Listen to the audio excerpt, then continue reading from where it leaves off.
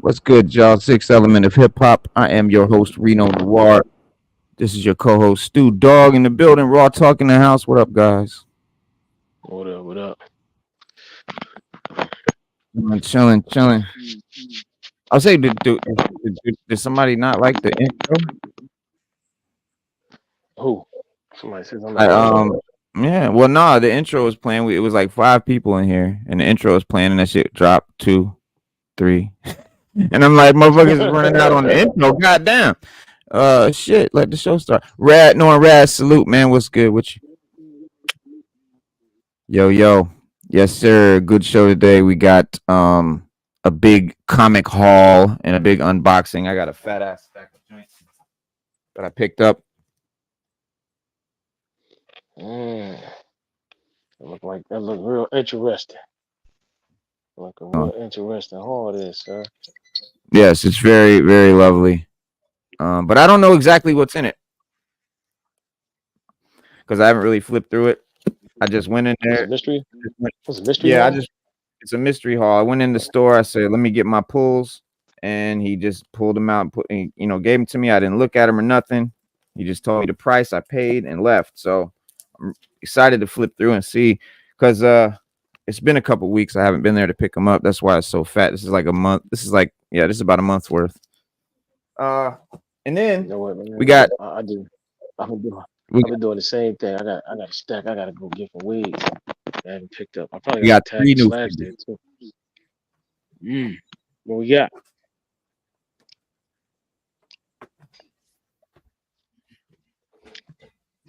Yeah, I gotta hit the comic store too. I meant to go today. I just didn't have time. I'm definitely So we gonna hit got a tomorrow. couple of these. Hold on. We'll start right off. We got a couple of these.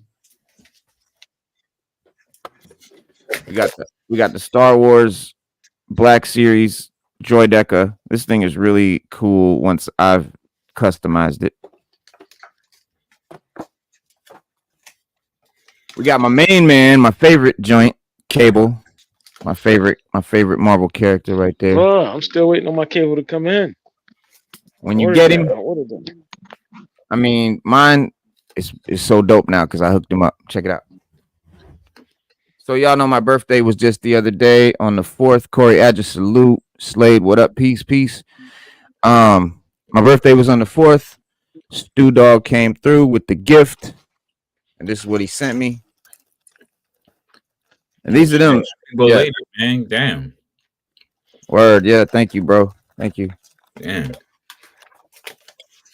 And then so these are fucking little two. These are the two peg ones, and these are the one peg ones. So yeah, there's definitely at least 50 altogether. Um, it says 56 pieces. So yeah, and these are the two gold ones that came in there, and they came in a little extra bag. I don't know why. The little gold ones. So Yeah, they one always they, single, one yeah, they double. always, yeah. When I ordered mine, they gave me some black ones. I haven't used them yet. I would have Oh, loved so to have the gold ones. right. Oh, They okay, always send gotcha. you like some promo. They always send you like some special color ones, man. Right. I'm They telling you, could have gave Norn us Rad. beggars can't be choosers. What up, He said, chat? "What are you What doing?" up? Yeah, beggars can't be choosers. I mean, they are free. So yeah, I guess they'll always send you a little color one as a little bonus. I got a gold one. Maybe they'll send you red. Maybe they'll send you black. Stu got a I black got one. black. Yeah, I got black ones. These are dope though. Gold. I didn't So even know they had gold. I thought they would have sent black. here's cable. Now this is gonna look a lot different than y'all's cables because if you notice all the chrome embellishments on his straps, you see the little chrome button snaps. Obviously, his arm is super chromed out. He's got chrome around his X Force or X Men symbols. He's got Mm. chrome there on his belt. Obviously his gun is all chromed out, and that's all customized by myself. So, uh, Sitting on Chrome. yes, sir. Hmm. Yeah, y'all won't have the chrome, but let me get it to focus on it.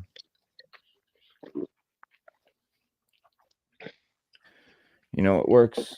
This always works.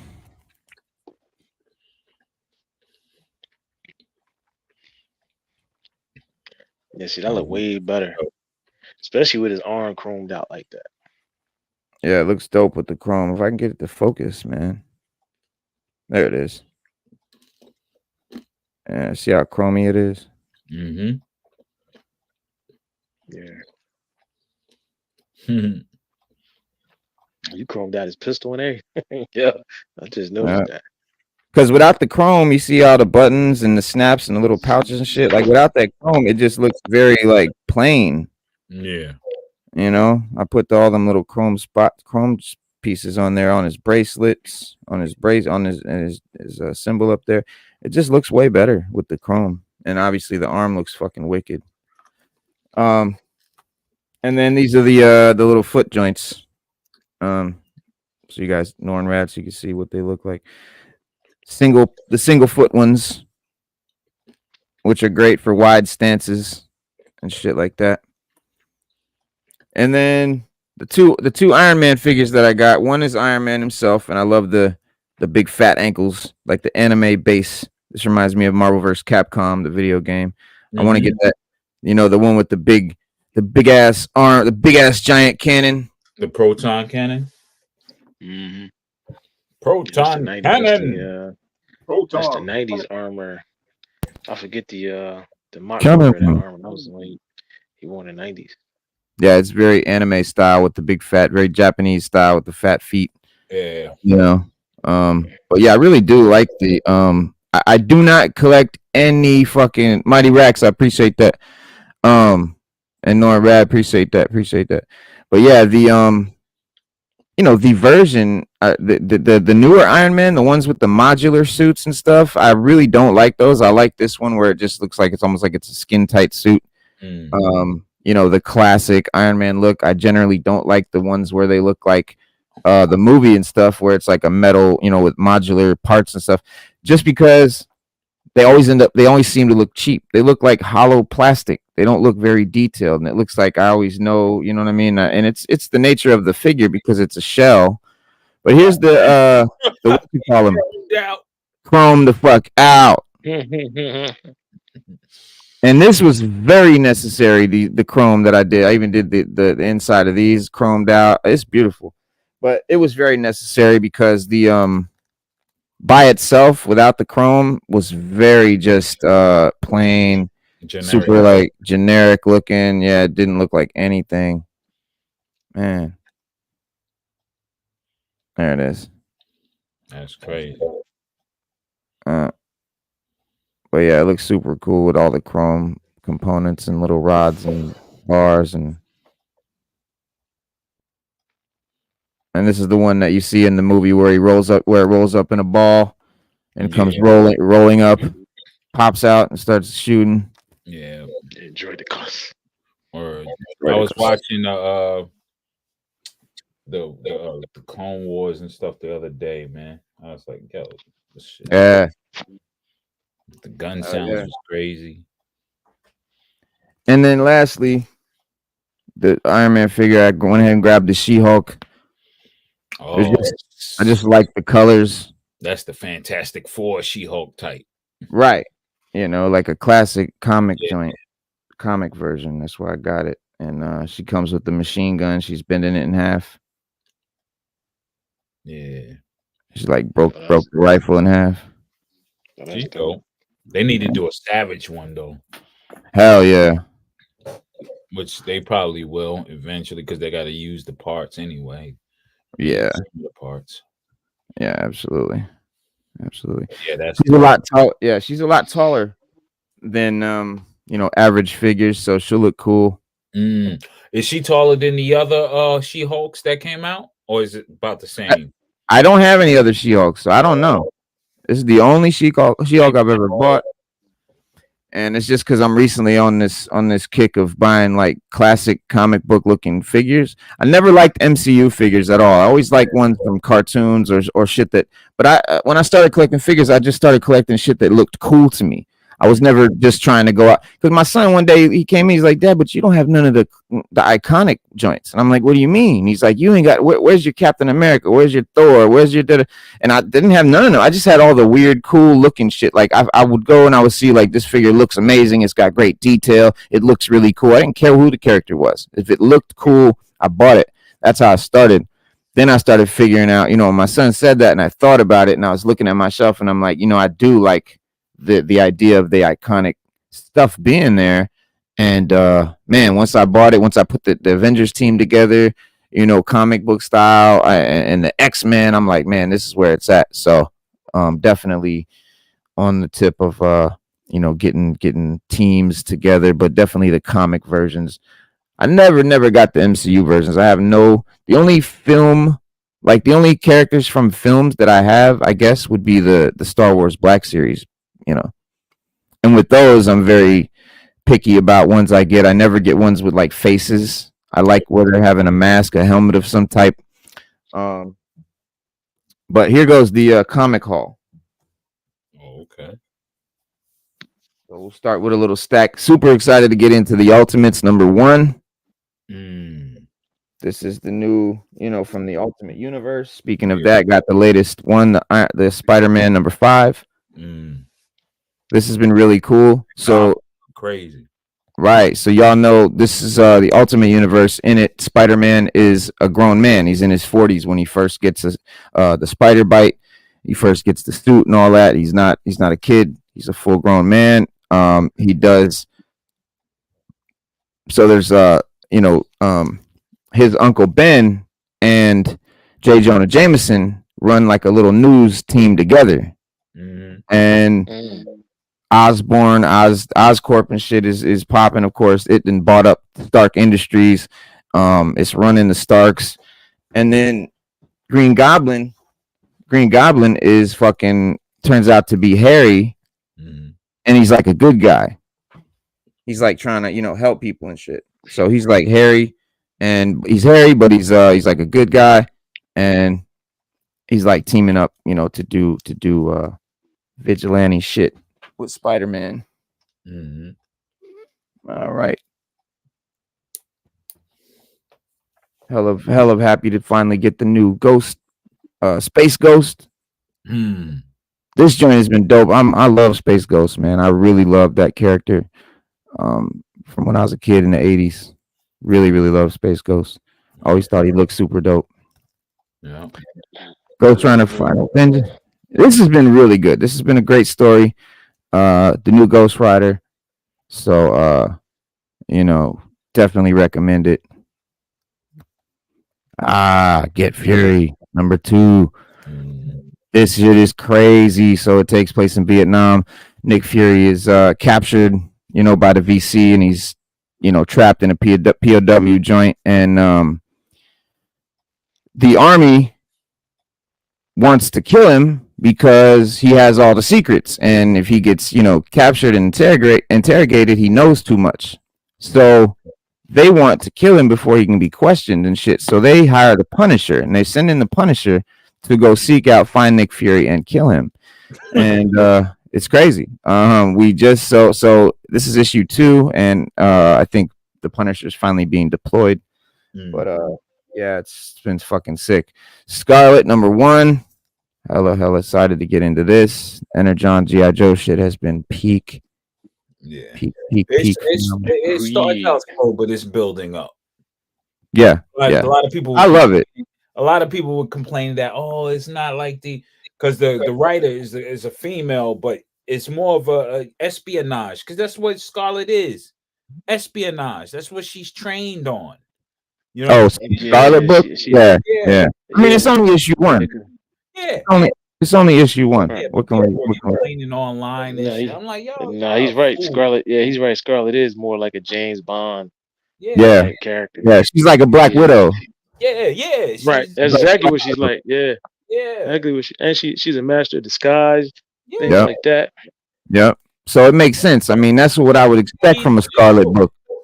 I just got finished reading it. It's dope. Yeah. Definitely. This is Sabretooth War the finale right here. I think it's the 10th one. And it's number 50 of Wolverine, obviously. Parental advisory, not for kids. And this is a thick issue. It's a lot thicker than the rest of these comics. It's probably like it's a 50. That's why. Yeah. It's a 50, right? So yeah, it's a good double size. It's a good 20, probably 50 pages. Yeah, they keep the tradition up with the 50s being 50 pages. Yeah. That's what's up. Yeah. Shit, we about a quarter of the way through the stack. Union Jack Ripper Blood Hunt. So y'all know Union Jack, and this is a play on the word Jack the Ripper, and it's Blood Hunt. So Union Jack the Ripper. Nice. Parental advisory on this as well. Yeah, the Blood Hunts is all parental advisory. Yeah.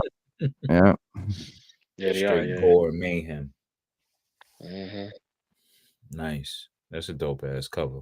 Yeah, I wish the damn camera would focus properly, but next we got Black Panther number, what is this one? 4? Yeah. I haven't really been reading it. I'm gonna probably quit it. The first 2, again, it's decent if you just want a Black Panther comic, but it doesn't. I haven't yet understood like what's the ultimate about it, because all the Ultimate comics, they're completely like almost like a what if. They're completely different than the regular version, and so far this just seems like a normal Black Panther story. So I don't know, but again, I haven't really read past the second issue. So but like I said, the other two Ultimate started right off like Spider-Man was this grown man, and he had never been bit by the spider. The whole thing is this guy named the Maker in the Ultimate universe has basically gone back in time and made all these heroes not exist so he could run shit. And this is the Fall of X number 5.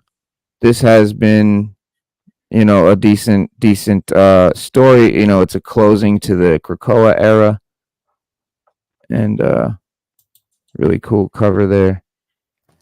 You guys can't really tell because the camera won't focus for some reason, but that's that's a big blast. There it is, hitting Nimrod. There you can see Nimrod now.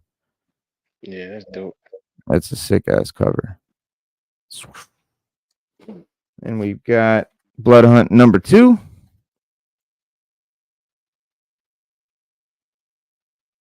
Regular boring A cover. And what else? Dude, I love this the original comic that this is an homage to. It was one of my first comics as a kid, like one of my joints when I was a kid. If y'all recognize, this is the Craven's Last Hunt, when Spidey had the black suit and he was coming out of the grave. Yep. Yeah, that's when it said "Here Lies," and it was one of my favorite, like one of my most iconic. Like when I was a little kid, it drew me, in. Like when I was in the comic shop, that's one of the comics that really grabbed me. And black suit Spidey and shit like that. That's what brought me into comics, and then Spawn and all those joints. Avengers 14. This is just it's Avengers 14, but it's a tie-in to Blood Hunt. That's why I got it. I'm not reading this series though at the time, but you see the vampires there. Yeah, the North. Went ahead and got the A cover. Okay, it's really dope, but they didn't have any other covers, so I had to go for this one. But I ordered that. I'm gonna order that other one off eBay. The big helmet with Deathstroke in it. Yeah, but this is really cool anyway. Cobra Commander above his army. That's a hot cover. Hell yeah. Amazing Spider-Man number 49. Again, not following the series, but it's just part of Blood Hunt. The covers look sick though. Yeah, definitely. Loving the Blood Hunt covers so far, all of them. 307. I think it's 307, 306. Yeah, he gets yeah. Hell yeah. I can't wait to pop this open. Yeah, G.I. Joe's been good so far, man. It's been really good. Yeah. Really good. Like the Larry Hama one, yeah. The official run, the official not the Energon has been amazing. Yeah. Hama got some stuff on YouTube where he's announcing about the G.I. Joe stuff for Skybound. Word. Yeah. I'm about to peep that later on. Definitely. Oh snap! Wow. Damn. Lionel Get chin him, checking. Get Word. remember the chop clopper. Word. Hit him with the lion glove. Yeah. Yeah, And the that's claw shield. Hit him with the claw shield with the clock chop. yeah, about to order the Panthro variant cover. First appearance of Deadpool. Oh, word. That's a facsimile. Of course. Okay. I would have slapped that. I would slap that just to have it. I mean, that's why, you know, I'm gonna start grabbing some of these facsimiles because I love the iconic look of it, and these are like to put on the wall type Yeah, shit. I got Yeah. the original one. Yeah, I'm not gonna bother slabbing shit. I know, Stu, you like to slab stuff. I don't really slab stuff. Well, It's I not- like the flag. I like the flag facsimiles because Yeah, for like a wall piece or to show it off, like yeah, and that's just all it's for. You know yeah. what I mean? Plus if I don't have the original, what the hell? If I had the original, I'll slap it. And since I don't, But that's the best I got. But they got a slab system on market. I think you were showing us, right? A what? You know, the way they slabbing the new stuff. It's not through CGC. You don't have to get it graded or nothing like that. They Oh, you can order them things, the top loader yeah, slab types. yeah, You can hang yeah, them on your walls. yeah, yep. Oh, that'd be even Absolutely. doper. Yeah, they And then you got ain't gotta those. wait 10 Yeah, years they're to get like it back. yeah, it's like a big rack. You could throw it on your wall, and you can just kind of slide them into these plastic slots. And I think Oh they got no. These are individual joints. Oh, Yeah, okay. And they're like sealed in. Yeah. You can seal them in, and then you can put them on the wall. They got different color tops, like black. Oh yeah, but then they can link together, right, into a big. Something like that. Cause I seen them. It was like a big, like kind of like how I got mine, but in like a rack. Like I don't know. I felt like they could clamp together. So maybe people just had them stuck together. But yeah, you can display them. But this is the rise of powers of 10, number 5, Phoenix on the front. Yeah, that's a dope cover for a cover. And then Midnight Suns, number 1. This is a dope cover. This is Blade and Ghost Rider, Blood Hunt. Yeah, Midnight that's Suns, great. Blood Hunt. I Yeah. seen that the other day. Beautiful. Helverine, number 1. Can't wait to get into this. Helverine, number 1. Helverine. Oh yeah. That looks crazy. Yes, sir. That shit's about to be lit. So, and that dude, Wolverine, is fucking. And so it's not Ghost Rider and Wolverine mixed or anything like that. It's actually Wolverine possessed by one of the demons. Like that.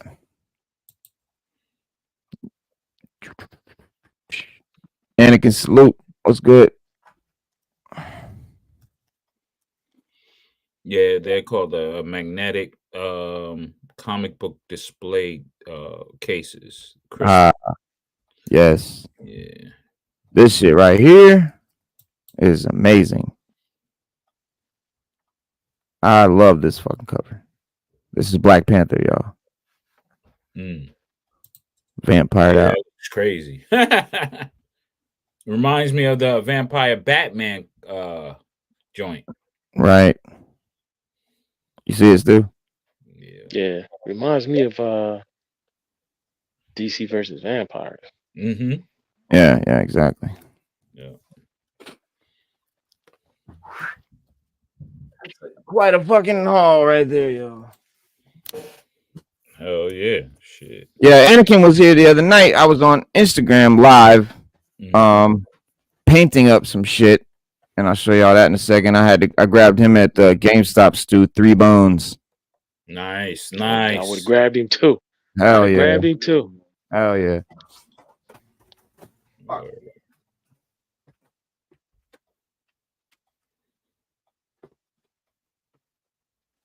I love this so much, dog. I was so happy. So here's that Riddler I was talking about. Yeah.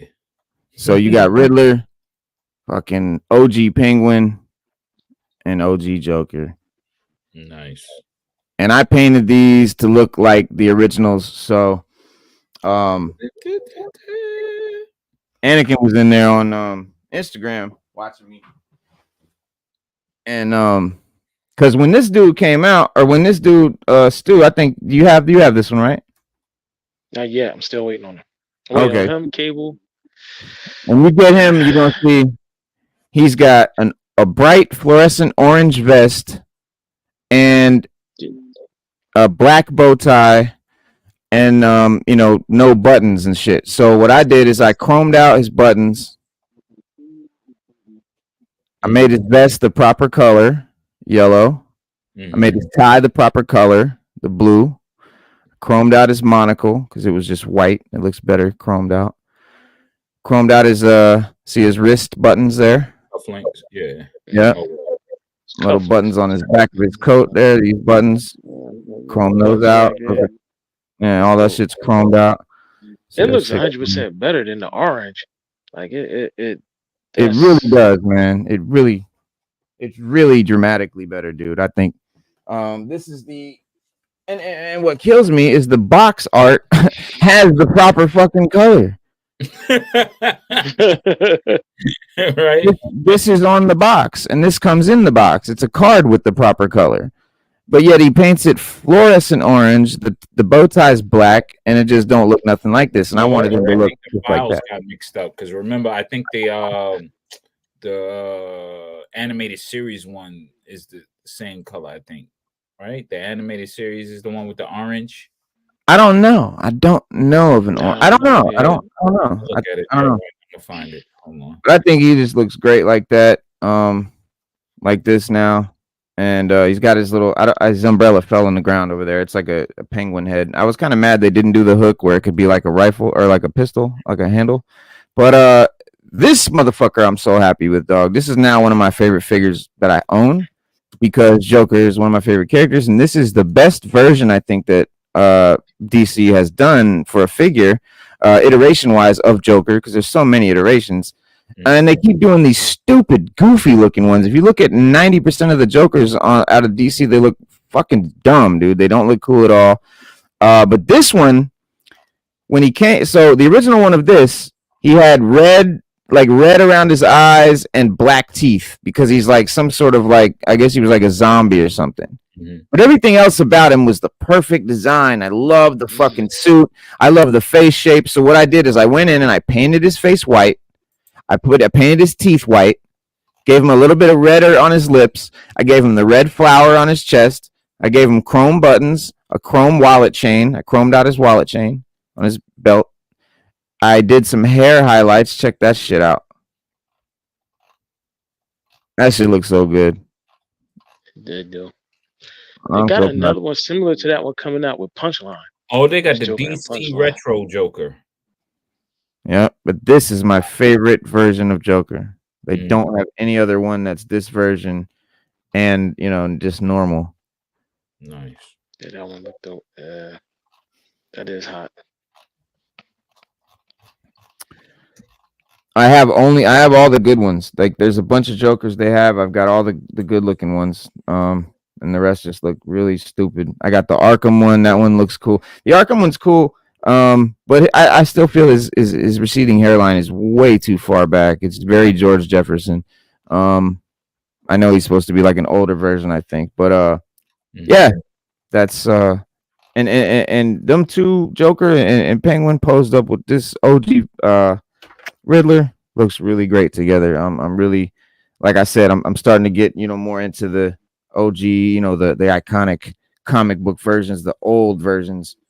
Because I realize they look cooler on the shelf. They're more iconic. They look better. All right, y'all. We got to get into the main topic. Well, there's a bunch of topics, and I only made this the main. I'm gonna keep it y'all a buck, keep it a real buck with y'all, man. The only reason I made this the main topic is because I really love the fucking artwork, and I made the thumbnail because it really pops and it looks really cool. So if you guys see the thumbnail, Darkwing Duck. That fucking image of Darkwing Duck. It's just a really dope image. It looked really good, and I think it's going to be a really attractive thumbnail. That's why I fucking did it. But there's a lot of shit we're going to talk about. But this particular one thing about Darkwing Duck, because I think Darkwing Duck is fucking dope. Darkwing Duck has returned. Dynamite Entertainment is going to reprint every comic, every story.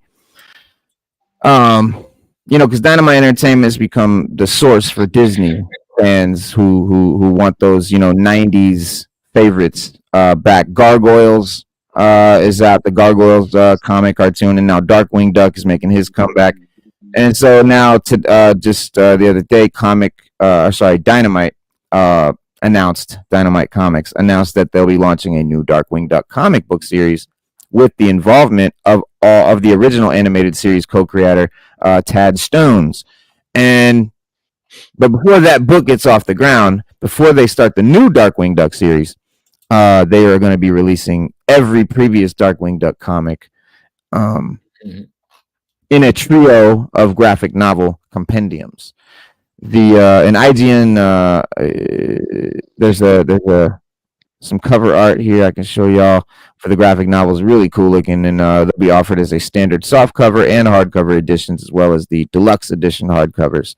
But like with the similar Gargoyles graphic novels, Dynamite is turning to Kickstarter to crowdfund the Darkwing Duck reprints. The first volume will collect the entirety of Amanda Debert's 2023 series. The second volume will collect the miniseries Justice Ducks, and then the miniseries Negaduck. And then the third volume will collect the pre-Dynamite Darkwing Duck comics, including stories originally published by in the Disney Adventures magazine and all of that. So, like the original Darkwing. So really, real throwback shit. And the Darkwing Duck Kickstarter campaign is live now. Backers have the option to add additional extras and shit, like the facsimile of the original Darkwing Duck #1. Art prints, digital commissioned art, shit like that. Jay Lee, different artists like that. But those who back the campaign in the first 48 hours also get the exclusive little mini print. But yeah, man, there's a lot of cool shit going on with the what you call it, the resurgence of these graphic novels. But I thought they were some really dope covers. Let me show y'all real quick.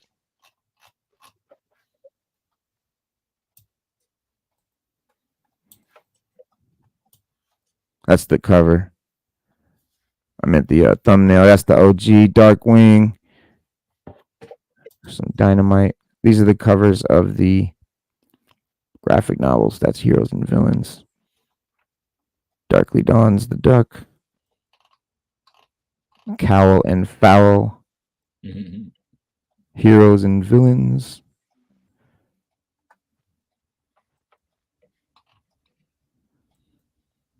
A lot of covers. Yeah, I like this one. Yeah.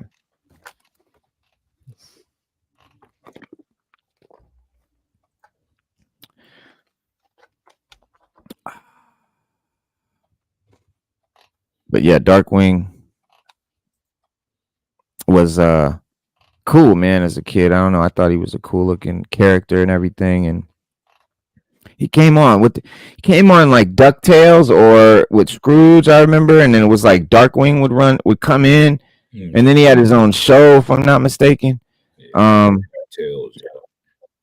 Let's see. Yeah, there's the Duck Knight Returns. There's a four issue comic, 4-issue miniseries comic called The Duck Knight Returns out there. But yeah, it's a lot of shit. Darkwing is a cool character.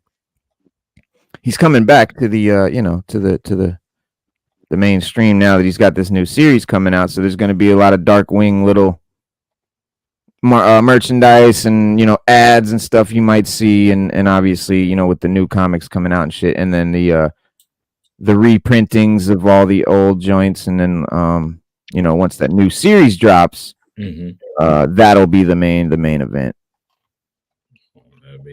Probably might find them in Fortnite or something as well. Yeah. Maybe I wonder why they bringing them. I wonder why they bringing them back like this. Like the cartoon was dope, and we haven't seen anything from it in a while. Like I would have thought they would have rebooted the cartoon before they brought it back as the comic. Well, like you got to remember, a cartoon costs a lot of money, a lot more than a comic. You know, a comic is a cheaper way to reintroduce something that no one's fucked with in forever.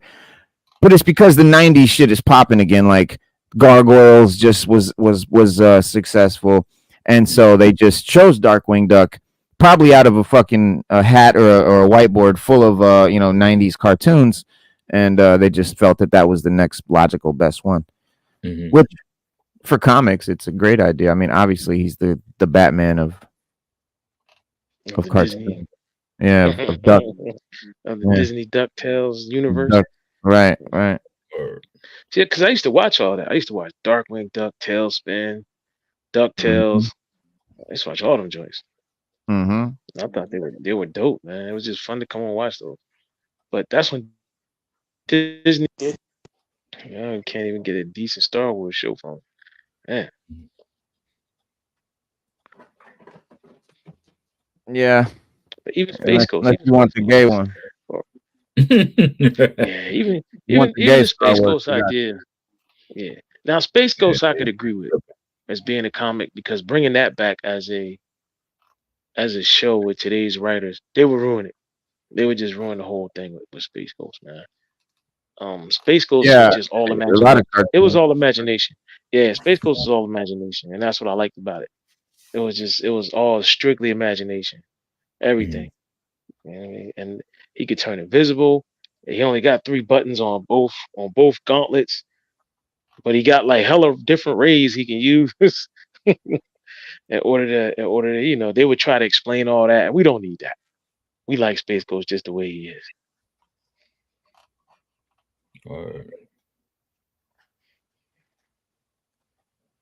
And there's a lot of shit on this thing. And number 2 or is that 1? This number 2. Yeah. It's crazy, man.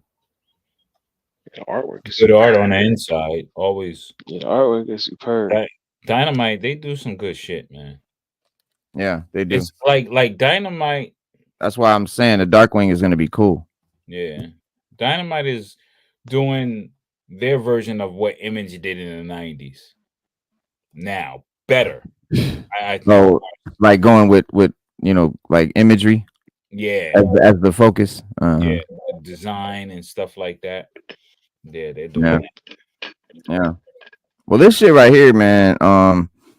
Another cool thing about this is bringing Storm Shadow in to the new Energon universe. This is the latest title in the Energon universe, and it's the first issue of this little series that it brings back Storm Shadow, so that's already my favorite dude, and but at this point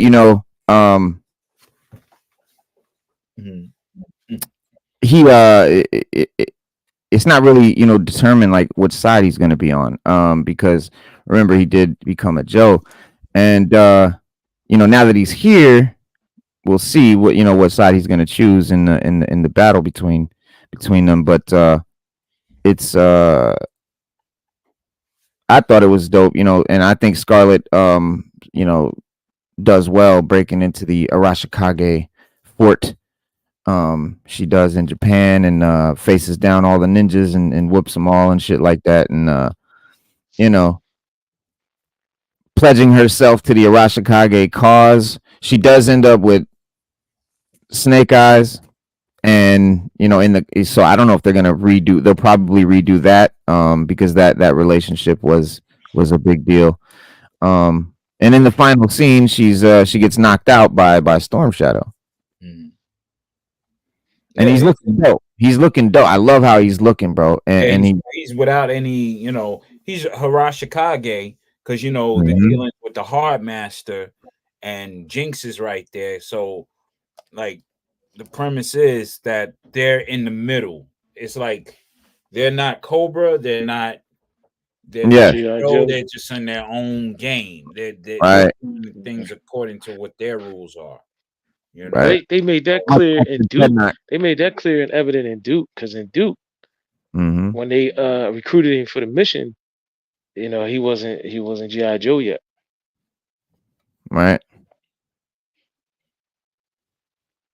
And I love, Starstruck. I like, it's kind of a cross between the version 1 and version 2 costumes because it's all white like version 1, but it's got the hood and sort of the bagginess of version 2. So it's like a little bit of a combination, but it's dope. I like it. And remember, the Energon universe historically or so far has been the classified versions of shit. In as far as the looks and stuff. I mean, here's Snow Job looking just like his classified self.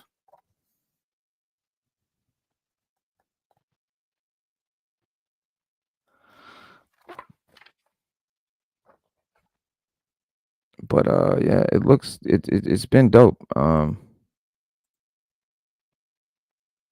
can't say enough good about it.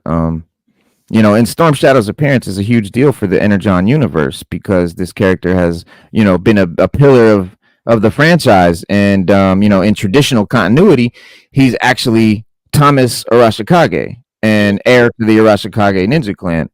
Born in America, but he returns to Japan after a stint in the U.S. military. Eager to learn the ways of his ancient heritage and all of that, and from his clandestine family. Initially, he joins Cobra, who killed his mentor, to learn who killed his mentor.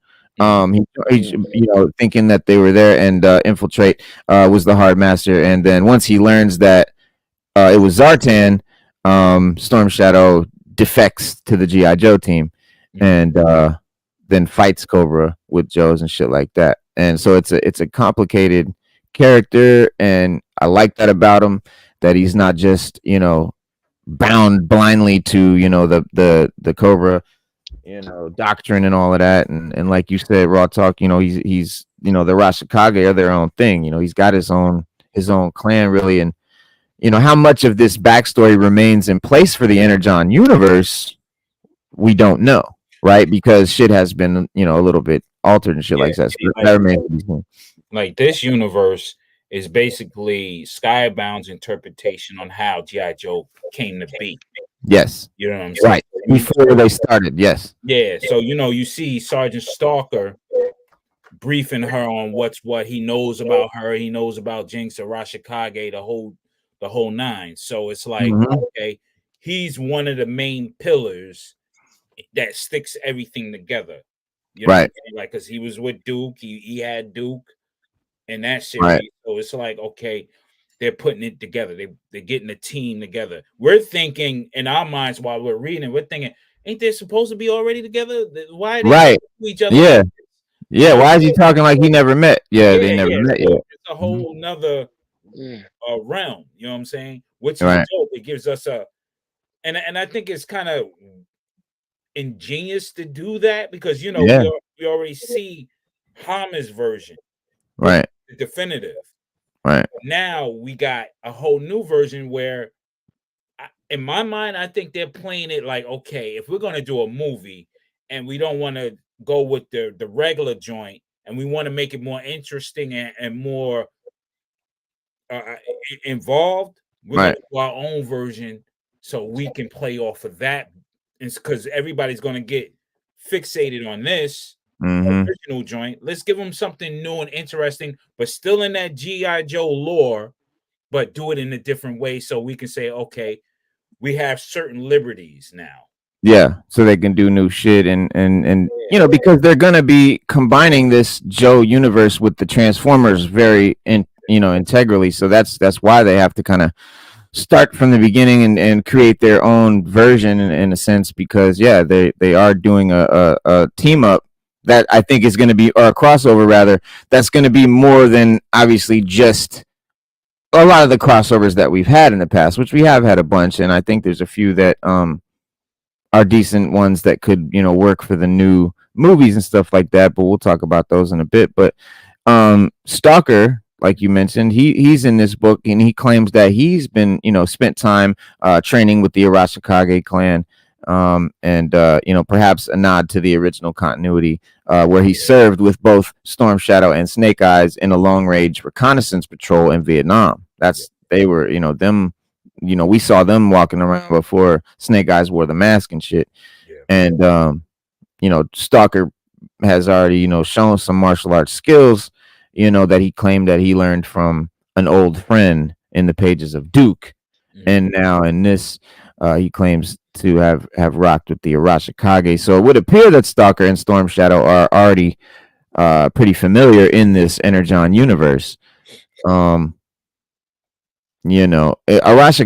in Japanese literally translates into Storm Shadow. Arashi is storm and shadow is Kage. And that's why I took on the mantle Storm Shadow, because I am Arashikage. Right. That's true. Literally. Yeah. He's literally original. Yep.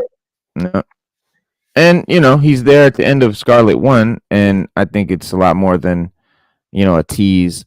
We can definitely, I think, be assured that Storm Shadow will be a major player in the Energon universe moving forward.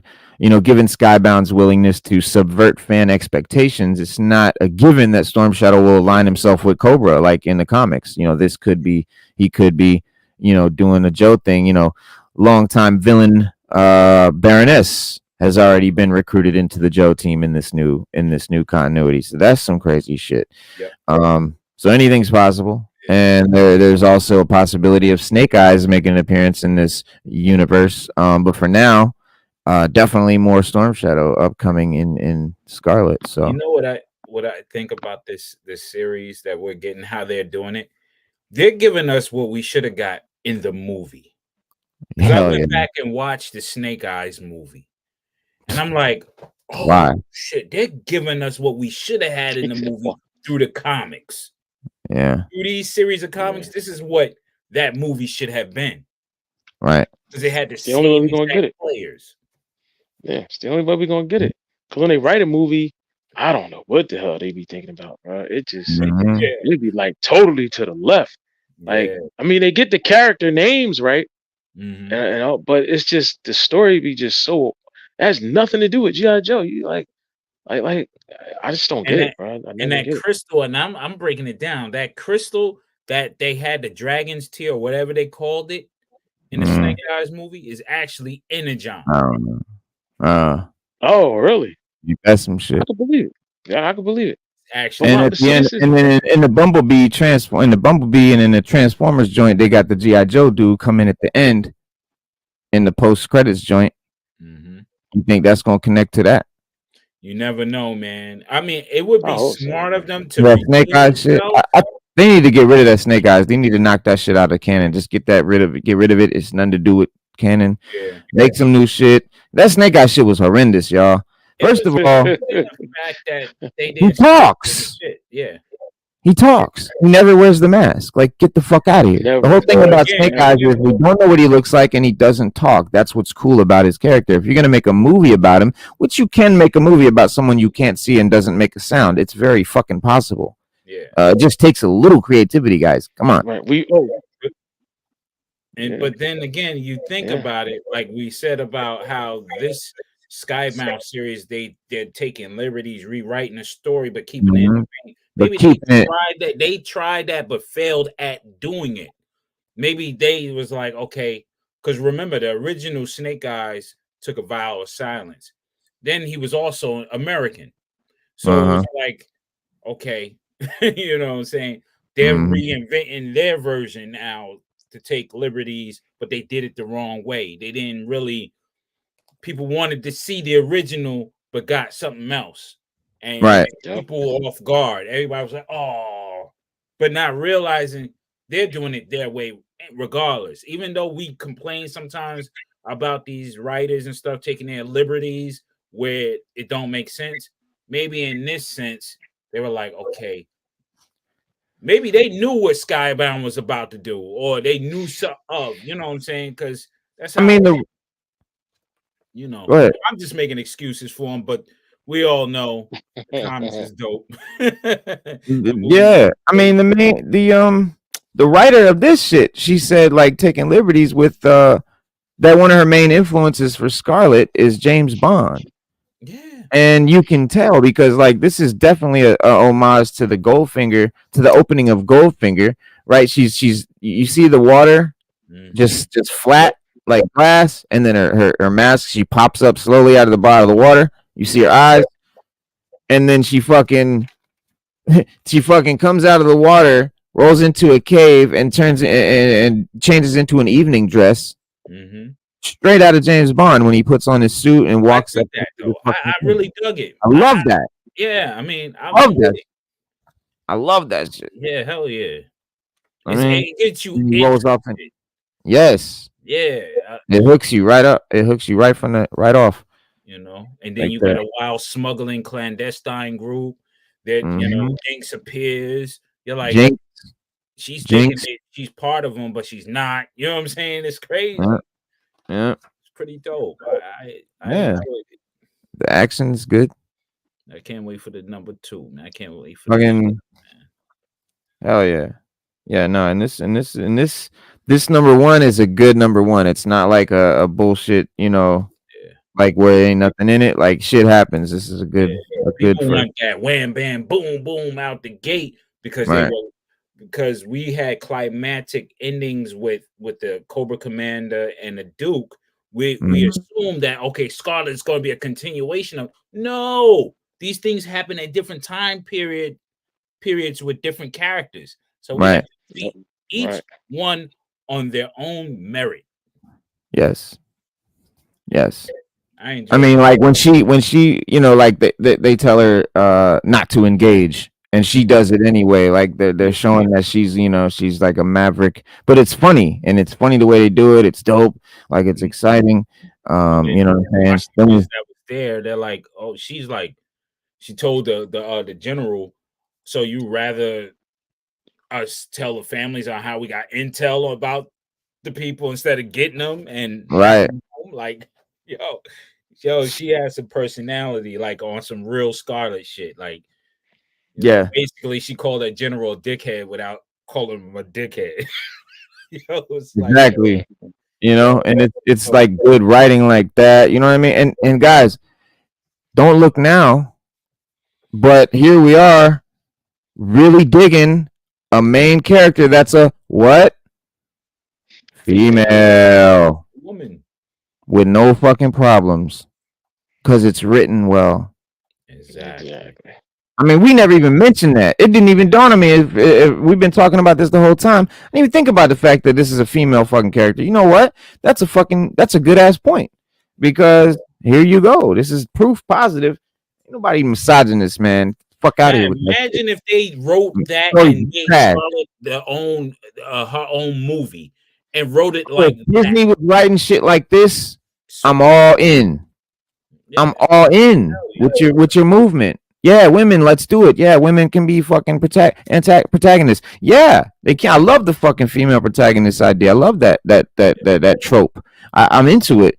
Like, you know, a book I was writing was that way, and you know, it's now when you see it, it's like, oh, it's some woke bullshit, because you know they're not doing it from a genuine place. Like this is just good shit.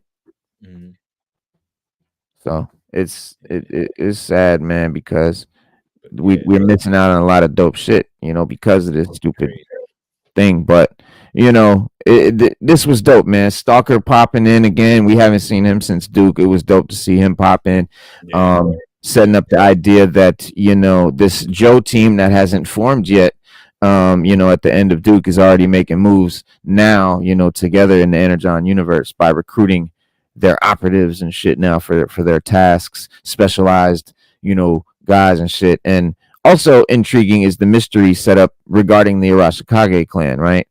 You know, obviously old school fans of G.I. Joe will recognize, you know, when you see Storm Shadow pop in, even though he doesn't look like his iconic, you know, suit and everything, you know who that is. I mean, there's no question. He pops in, Scarlet, you know what I mean? Yeah, right off, you know, and Scarlet infiltrating the shit, you know, wanting to join their ranks, and I think that's going to be a dope story to follow, you know, her wanting to be a part of that clan, and she proves her ability by taking out, you know, a bunch of the Arashikage ninja and shit in the climactic, you know, scene and shit. And this is where that artist, Marco Ferrari, I love his style. I love his style. It's very fast. Like the shit looks like it's really moving fast and shit. You know, and the speed and fury of the sword strikes and shit is definitely, you know, beautifully conveyed and shit. It's a very manga-esque style. It looks like manga in color. It honestly does. I'll show you. I mean, it looks like a manga. Drop the gem on them where it at the very end of the comic, it goes into Deathstroke. Yes. Deathstroke. It goes into Deathstroke, yo. Like, and I can't wait for that one. I can't wait for Deathstroke. Yeah, I can't. I can't wait for that one. That's gonna be my shit. For real. Yeah, I can't wait for Deathstroke either. Yeah. Oh yeah.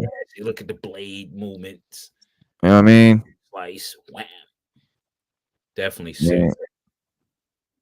You know, and if you just imagine it in black and white, it's manga. Mm-hmm. All the way. All the way. Straight up. Very dope. Straight up. That's straight up manga right there. Colored and with a little bit of color. This one is done real well. I have the previous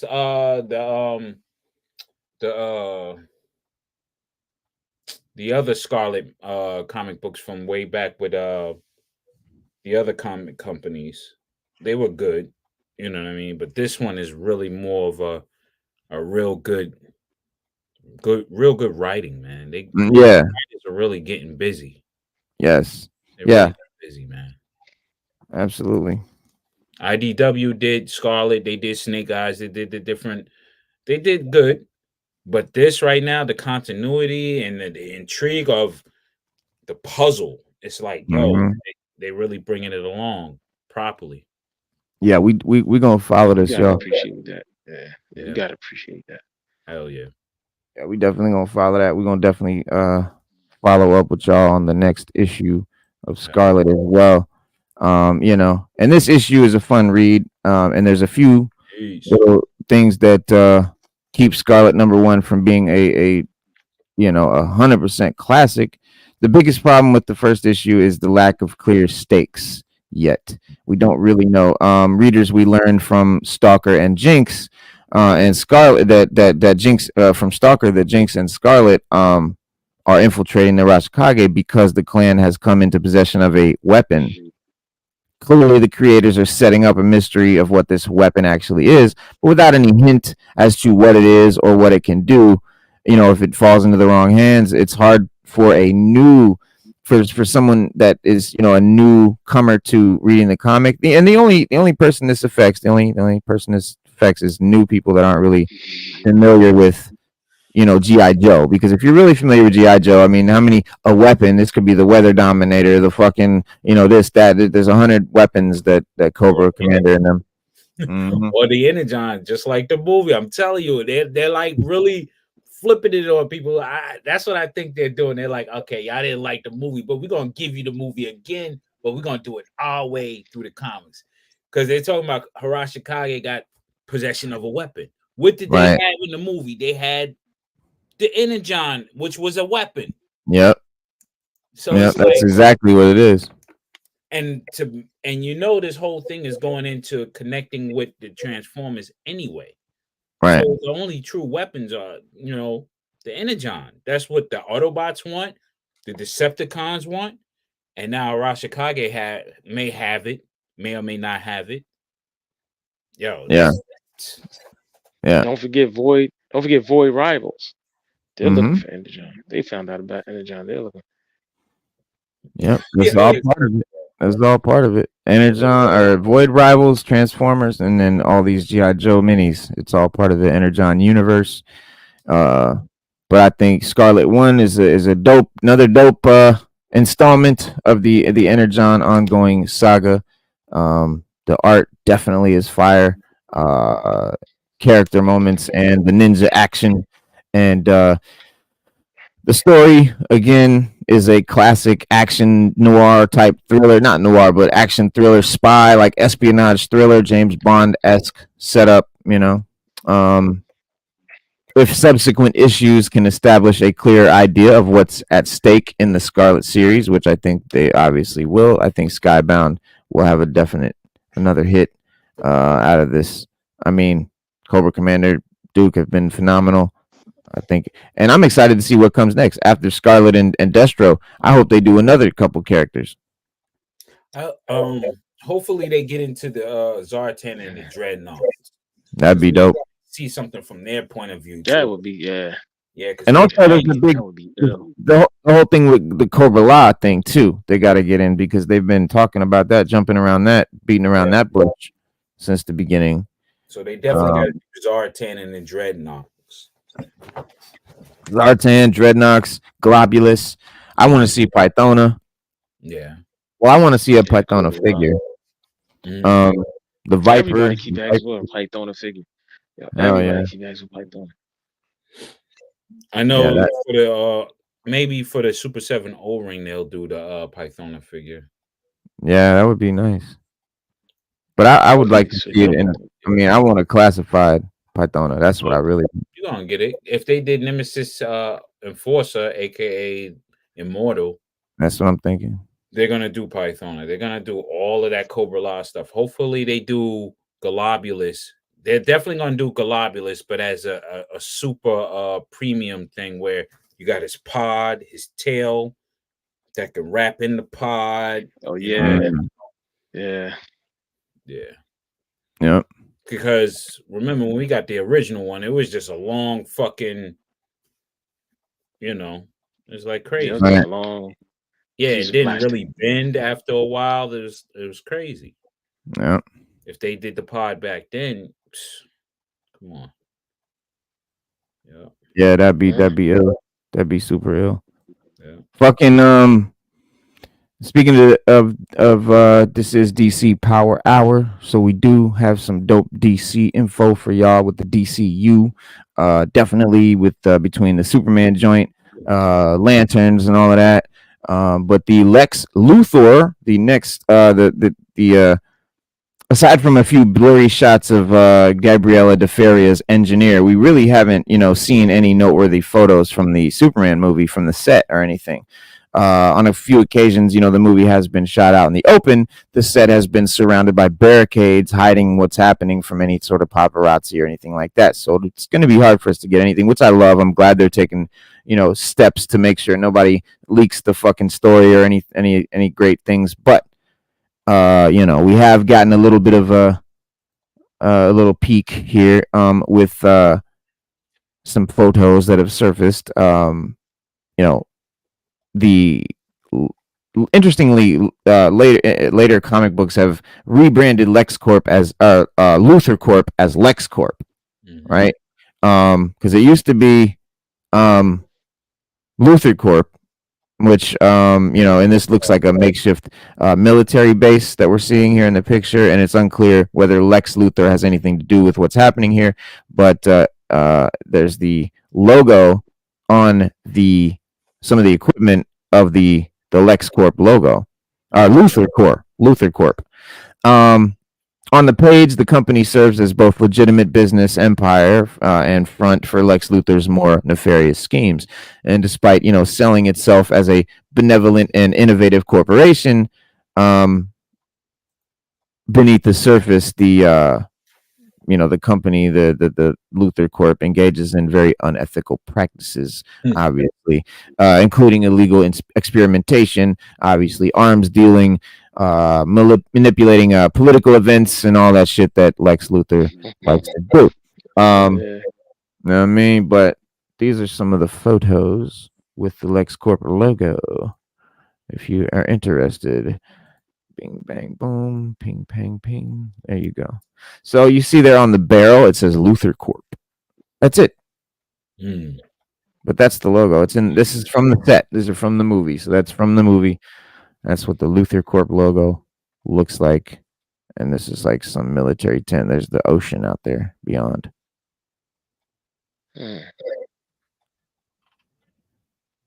Cool set right here. A little military installation, beach installation. Like a fake radio tower thing. But yeah, I don't know what era those look like. Could be 80s, could be anything. It's kind of like they're doing it like yeah, the Tony Stark way, like he out in the Mm. desert or whatever, Hmm. giving a demonstration of his weaponry and selling to his arm. Right. Like the first Iron Man in a sense. Yeah. Yeah. Yeah. Maybe. Then all of a sudden, Superman shows up to shut it down. Yeah. I mean, and here he is. He's on the beach. Obviously, there's the ocean. But that's Lex LuthorCorp. But yeah, as far as the other shit that we've got, the show Lanterns, that's a DCU project. It's going to be a show about Jon Stewart and Hal Jordan. It's the Lanterns TV show. They haven't yet started the casting process, according to James Gunn. But there's been rumors of filming in England next year are circulating online, leading fans to check in with Gunn on Threads, where Gunn likes to respond with fans about the DCU. If you want to see, any news like this, check out Threads, and you'll see Gunn on there talking shit. But Gunn conforms to the DC Comics canon that Hal Jordan is older than Jon Stewart, unless there is an alternative storyline. But yeah, Gunn is setting the record straight on the casting process for the upcoming DC Universe TV show Lanterns. As several DC Universe movies are in the works, DC Studios is also focusing on their TV slate and in collaboration, with Max. So it's going to be HBO status, hopefully. These are going to be HBO quality shows. This is what I'm saying. DCU is going to be dope. It's going to be like shows the quality of Peacemaker, at least. James Gunn. They're not going to be like CW shows. These shows are going to be really, when they say it's going to be like True Detective, they mean it's done by HBO. It's going to be the quality of True Detective. They're called Max now, but it's that same studio, that same quality. And one of them is the Lantern series of the shows. And yes, fingers Hal crossed Jordan on that. on what?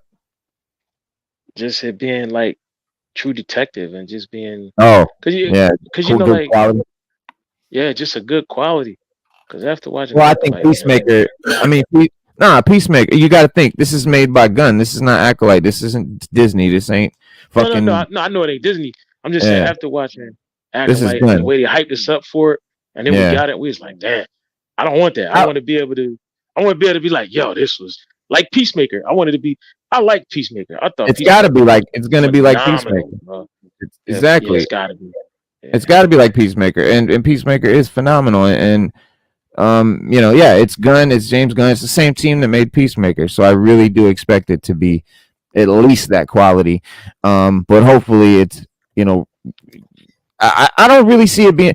My only thing is like it's a Green Lantern show that takes place on Earth, and I really want to see Green Lanterns in space doing shit. But hopefully it'll be, it's going to be dope. But as the Lanterns TV show, has found its, the writing team now.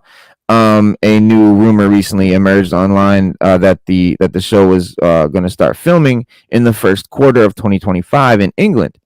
And in addition to that, casting was supposedly underway, and with DC Studios looking for actors in the 43 to 49 age range to play Hal Jordan. So Hal Jordan will be 43 to 49 in that middle-aged look. Jon Stewart is going to be rumored to be around 27 to 35. So think, early 30s Jon Stewart, mid 40s Hal Jordan. And these rumors, obviously James Gunn has heard about them, and fans asking him on Threads as they do. And they said, at James Gunn, James, I'd hate to be annoying and ask you this again. Can you please tell us something about Lanterns? Is it true that casting has begun, is about to begin, and are you looking for potential actors? Gunn's response: casting has not begun, but it's going well. That's a cryptic answer. That's a That's very cryptic answer. Right. that's like How's that work? that's a contradictive. Right. The guy is crazy. Basically, he's saying, mind your business. Somebody, this is a funny thing on this thread. It says some idiot goes, what do you say? What is the point of making Hal older than John? And somebody goes, dumbass, John Stewart has always been younger than Hal. Exactly. Yes. Guy goes, what? Where did you hear this BS? And the guy goes, where did you see the BS of John being older than Hal? The fuck you mean? And then he threw a couple of, images of them clearly being, at that age. And then James Gunn chimed in. He said, I have never mentioned their ages, but canonically in the comics, yes, Hal has always been older than John, unless there was some Elseworld tale that I don't know about. And yeah, that's he that's was also a Lantern before John.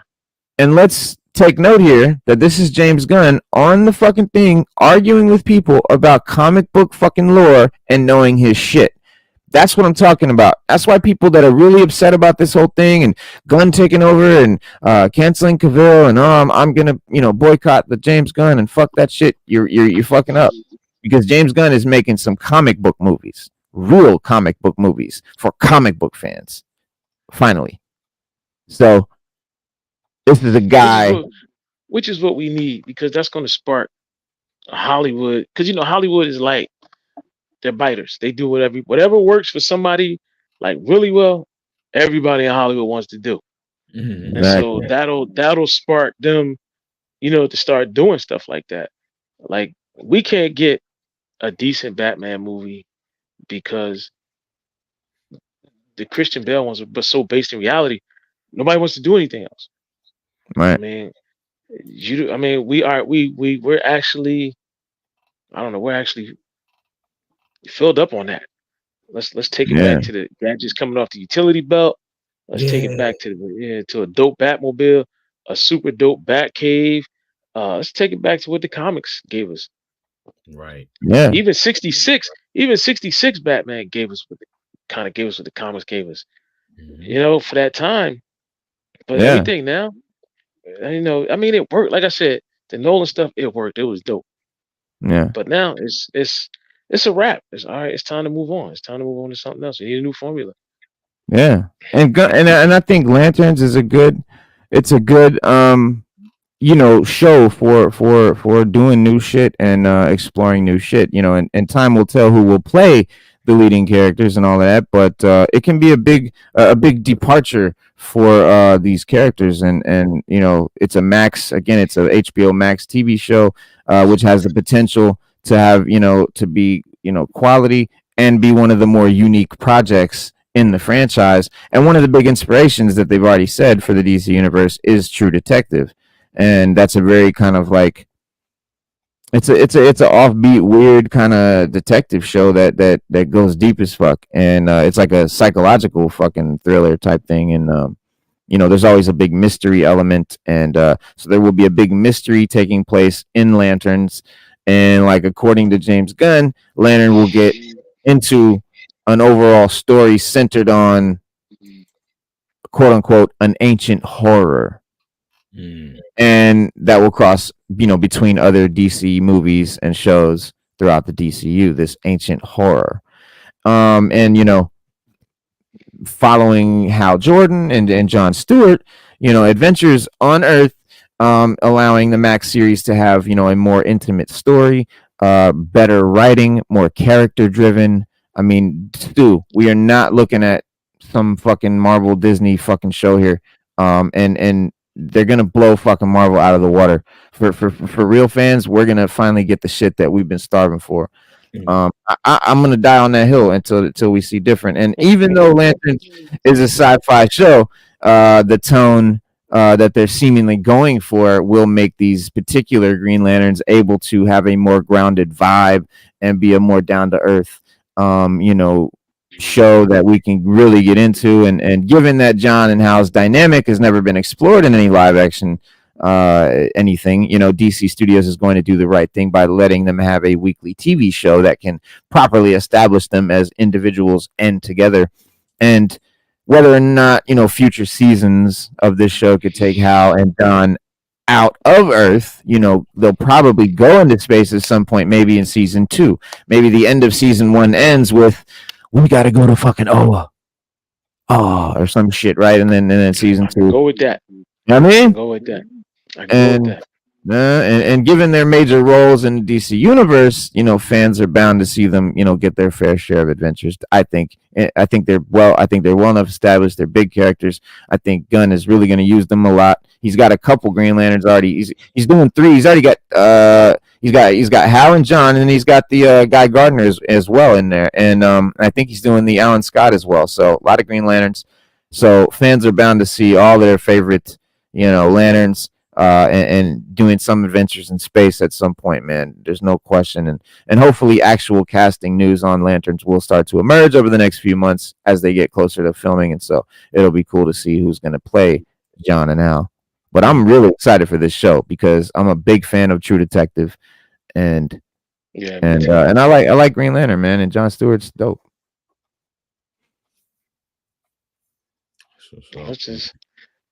I think Gunn's gonna do a good job. Like I said, hopefully Green Lantern is kind of like either Guardians or Peacemaker. That'd be dope. The Teen Titans thing. Hopefully that's more like Guardians. You know what I mean? Where he does something like that. You know what? But I do like his style. I do like his style. I do like James Gunn's style of direction and the way he makes movies. I love it. But at the same time, Warner Brothers is not they're not holding his hands back. They're letting him do what he wants to do. Yeah. Like you said, he fired all the it was time for new cast members. Like it was time for a new Superman. I like Henry Cavill, but it's time for a new Superman.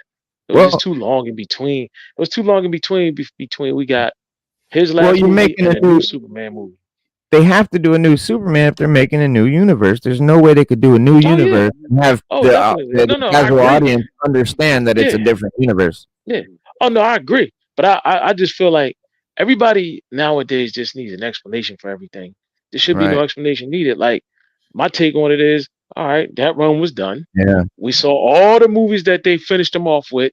Everybody got a last movie. Everybody. Right. Whether you did good or bad, that was up to you. So you knew it's your last movie. You should have made it the best movie you could possibly make. Because Gunn said it. I'm doing away with all this, and this is the direction we're going. Let's just go with it. So now everybody wants to cry, and let's just go with it. Let's see what we got. Because we cried when Ben Affleck made Batman, but he was one of the best Batmans we saw. Yeah. Yeah. Well, I mean, when I found out Pattinson was playing Batman, I almost fucking. Yeah, but he turned out to be a good Batman. Right. That's what I'm saying. It's a breath of fresh air. Like I look at it like every now and then we just need a breath of fresh air, bro. We can't keep using the same people and just thinking that Henry Cavill got a bad deal. He got he had a double-edged sword. Yeah. Man of Steel was good. Man, I can't say anything bad about Man of Steel. But once they got done with Man of Steel, they didn't know what to do next. And even if they did, they just didn't do it fast enough. Then we got Justice League. Well, that Batman whole thing. Yeah, Batman versus Superman. I mean, he just got it was a double-edged sword. The movies he were in, they were good. You can't argue and say they weren't. It was just that they were so far in between. All right. Well, I'll talk. What was you gonna say? Out for him. Yeah. Oh, I was saying about the Green Lantern. It's a buddy cop show, basically, and it'd probably be more like Men in Black in a sense, where they'll do it on Earth, but then they'll bounce back and forth. So if they do it like Men in Black and stuff like that, because with with James Gunn, he wants some type of comedy relief in it. He wants some type of snarky type of characterization. That conflict within where it's buddy, whatever. But you know what I'm saying? If you looked at most of his characters, the lead character has always got to be the charismatic, ego-driven, but sometimes flawed. So, and then he got other players that bounce off of that. You know what I mean? That Right. uplift the rest. So, yeah, I think he's gonna do Righteous by. I mean, it's a good show. It's gonna be a good show if they do it the right way. If they do it like Men in Black, they got a winner. Yeah. You know. Yeah. And speaking of fucking, him using men, Cavill and stuff, Stu, James Gunn has like pretty much, in my opinion, he's confirmed that Deathstroke is about to be in the DCU, but they won't use the same dude that we saw play. Him and what's his name, Joe Manganiello. Manganiello. He's the one that played Deathstroke in the after credit scene. With the long haired Joker and all of that. Yeah. So he won't be the Deathstroke, that we use. But yeah, Gunn he responded to a fan who asked on Instagram, an Instagram post who asked, please wink if you have plans for Deathstroke. And he replied with a wink. He replied with a winky face emoji. Nice. Yeah, I mean with Deathstroke, you can cast various amounts of for him. You know, I mean, he wears the helmet, but then sometimes he take it off. He got the eye patch, whatever. Right. I mean, as long as the writing, again, it's the writing. As long as the writing is good, shit'll go. Shit's right. You know what I mean? Right. And a lot of people don't know Deathstroke first appearance is Teen Titans number 2 back in 1980. So he's a Teen Titans character. He's a Teen Titans villain. He always was. Yeah, That's why Teen Titans Go. You know what I mean? He fought Batman and shit. But he ended up he's a Teen Titans villain. Yeah. And guess what? That's who he wants to bring in. That's definitely what he wants to bring in, the Teen Titans. Because if you think about the television show that was on HBO Max, it was really fucking good. Mm-hmm. It was really, for what it was really good. Mm-hmm. But him putting his hands on it and doing it a whole new way, shit gonna be with the quality, because I don't watch them kind of shows and shit, but it was decent. But with the quality of Max, man, and James Gunn behind it, bro, it's gonna be nuts though. The new Teen Titans, probably with Nightwing and shit, and but yes, Slade Wilson, shout out to Slade in the building. Master of all fighting forms. He was chosen for a government experiment that enhanced his senses and healing power and turned him into a metahuman soldier. And after going rogue, he became a high-priced assassin for hire and usually served as an antagonist for the Teen Titans, as well as Batman and Green Arrow. Joe Manganiello played him in the extended DCEU in 2017 in the Snyder cut at the end of the Justice League. On the show, Michael Hogan, Manu Bennett, and Esai Morales played him in Smallville, Arrow, and Titans, respectively. But Joe Manganiello won't be Deathstroke, unfortunately, in the reboot. But Gunn's DCU will be the, because it's a soft reboot of the DC universe, the DC extended universe, and continuing some storylines, ignoring others, but not every character will be portrayed by the same actor. In fact, there's only like maybe one or two, maybe like Blue Beetle or some shit. But Manganiello, unfortunately, Deathstroke is going to be recast. Waller will be the same Waller, and Blue Beetle will be the same Blue Beetle. Right. Everybody else, because they want a younger cast, really. I mean, and not to fault that you have to have it because you want to build a whole new universe, and it's going to take some years. So the younger you get them, the better they age with time. Right. You know what I'm saying? I mean, this Deathstroke. I mean, it was Joe Manganiello, the guy that played him in the after credit scene. He said they were going to do a movie.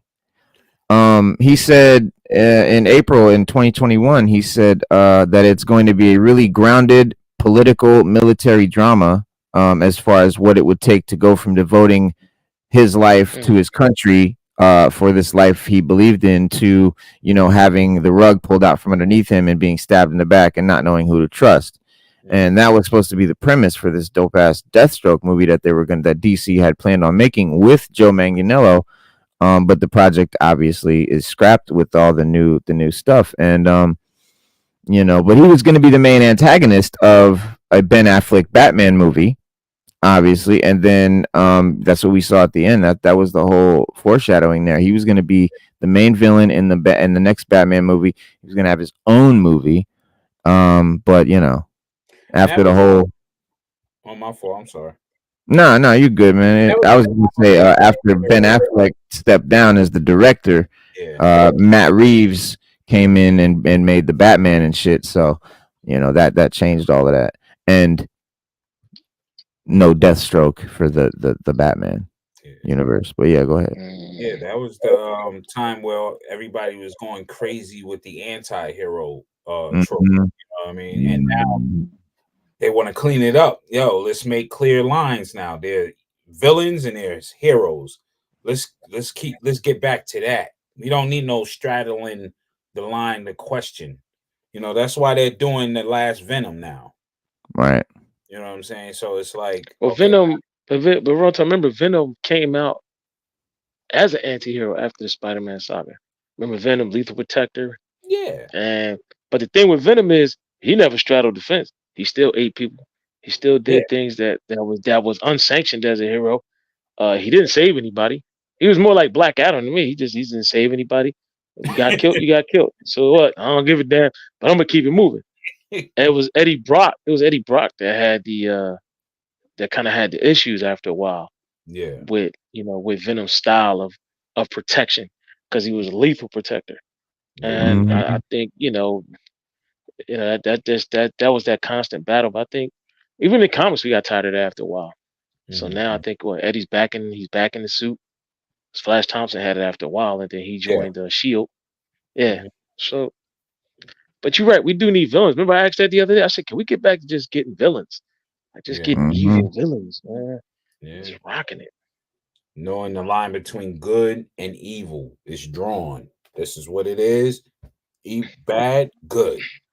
Right. Let's get it. Just keep it. Yeah. And yes, Jason Momoa will be back as Lobo.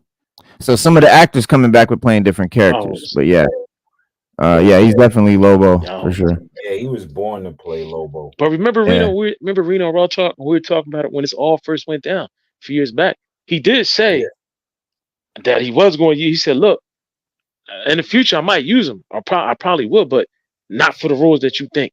They're not going to be Superman. They're not going to be Aquaman. They're not going to be Wonder Woman. But I can use them, and I will use them. We can get back to those characters, to those people playing in these movies, but just not as the characters you want them as." Yeah. He said that. Right. So, yeah. I mean, Cavill coming back as a different character is crazy. Because I always thought the guy that played Arrow on the Smallville series was good as an Aquaman. I always thought he was. And I was like, why didn't they even use him? But yeah, he's a television actor, not a movie actor. But still, it's like acting. All I know is we need Gus. Mm-hmm. We need Gus as the Flash. We need Gus as the Flash. That's all I know. Who? Grant Gustin? Yeah. Give us Grant. Give us Gus, man. Give us something as the Flash, man. It would have made for a better Flash movie. I can tell you that. But I know when they do the Lobo movie, they're gonna have his daughter in it. Yeah, that's right. Well, these are all the. I gotta break out. All right. Oh yeah, Stu, real quick, check these out. These are the list of every show and movie that DC's doing. Right, real quick. You got Joker, Folie à Deux. Yep. You got Creature Commandos, the animated series. Yeah, I can't wait for that. Yep. The Penguin, Matt Reeves. That's gonna be dope. Excited for that. Definitely. Superman film. Yeah. Supergirl, Woman of Tomorrow. Nice. Excited. The Batman Part 2. Yes. Yeah. Superman and Lois Season 4. Good. Brave and the Bold from the DCU. Definitely can't wait for that. The Authority. Definitely can't wait for that. Yep. Swamp Thing. Definitely. That's in development. Swamp Thing may not have found much success on the short-lived DC Universe app, but DC is still getting big on this lumbering monster of their new cinematic universe. Swamp Thing movie will explore dark origins of Alec Holland's monstrous alter ego, Logan, and Indiana Jones. Director James Mangold is writing the script for the film. That's going to be sick. Teen Titans in development. Teen Titans live action following the Max conclusion of Max's Titans series, reported by T-Star. The movie is in the works, so a movie with the live action joints. Waller Peacemaker season 2, Peacemaker season 2, and Booster Gold TV series. And look who's in the background, Stu. Oh shit! My dog, Thomas Wayne. Can't wait. Yeah, because he's from the future. That's right. I'm traveling too. Yeah, and also you see Shazam over here and a lantern right there. So it's gonna be all kind of people. Ja'on. That's Ja'on, right? Not Ja'on. Maybe. No, because Ja'on is Evan. No, not Evan. John. Go back. That's what's his name that gave Hal Jordan his ring. Yeah. Oh, Sinestro? No, not Sinestro. His name is that gave him his ring was Kilowog? Oh. No, not Kilowog. Oh yeah, I know you talking about the purple dude. Fuck. Ja'on is a Martian Manhunter. Yeah, I can't think of his name right now, but I know Stu got to go. Let me go through the rest of these. You got Paradise Lost TV series, the Wonder Woman joint. Lanterns, obviously, we talked about. Wait, go back. Hold on. Oh shit, Sandman.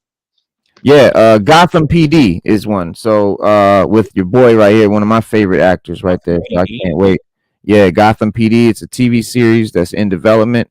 Before the Batman was released, HBO Max indicated reports that they would do a Gotham PD, a police procedural spinoff produced by the film's director Matt Reeves. So this is going to be the Penguin and then Gotham PD spinoffs from the Matt Reeves Batman universe. So very excited about this one. They're building.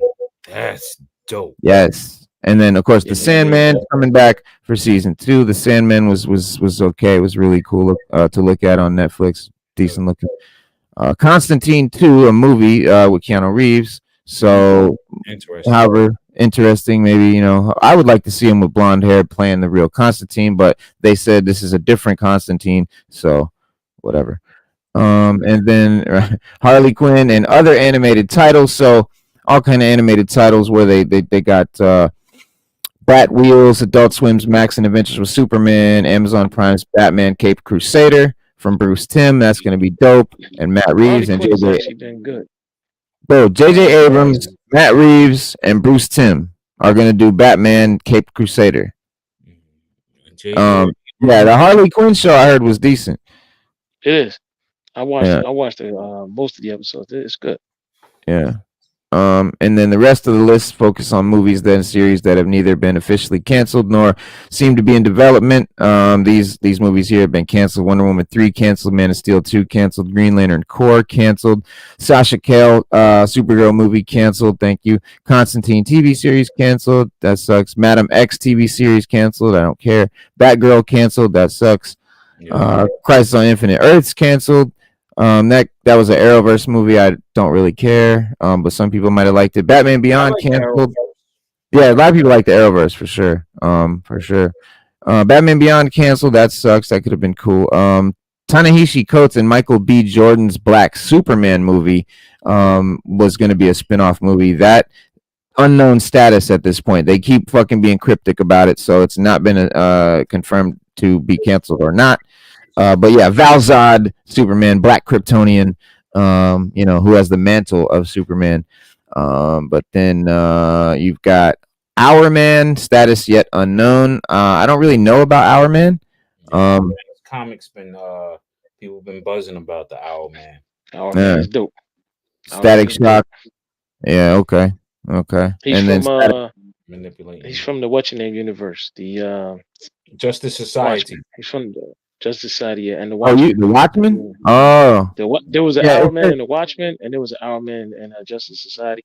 But I think Justice Society and Watchmen are the same universe. I think they're the same. It says. Okay. Because there was more than one Our Man. That's who Justice Society is. Yeah. That's from Justice Society is from Watchmen, right? Mm-hmm. Okay, so yeah, it's unknown whether the Justice Society of America would have appeared or if Our Man was meant to be a direct spin-off of the Black Adam movie. Interesting. And then Static Shock series unknown, Static Shock show, live action Static Shock show. Michael B. Jordan was originally attached at one point, with Regina Hudlin directing. I don't know who that is. I thought I was going to see Regina. Reginald Hudlin. Okay. I was going to say, but Aqualad series, unknown status.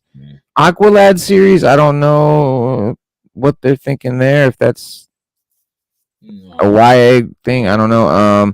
If they do it, Dark. He'll have to do it through the Teen Titans. Yeah. You all know who Guillermo del Toro is, right? Hell yeah. Horror guy. Well, he was going to make a Justice League Dark TV show series. I really wish he would. Hell yeah. Status unknown. They don't know if it's canceled or not, but Dead Man, fucking Zatanna, Constantine, Swamp Thing, the whole fucking clan. It would be really dope by Guillermo because he's super fucking visual. But yeah, Zatanna, Madame Xanadu in there. Madame Xanadu. That'd be crazy. Zatanna series. Solo movie. A Zatanna solo movie that status unknown. That would be something. And that's it. But yeah, y'all, that's our show, man. We're gonna wrap it and scrap it. But Stu Dog gotta go fight crime. We thank y'all for coming out, man, and we'll see you again Wednesday. Y'all have a good weekend. Be safe and all that good stuff. Abin Sur, that's his name. The guy, the purple head guy that gave what's his name his ring. All right, y'all. Thanks, everybody in the chat. Yo, peace, everybody. We'll see you Wednesday. Peace. Salute. Peace.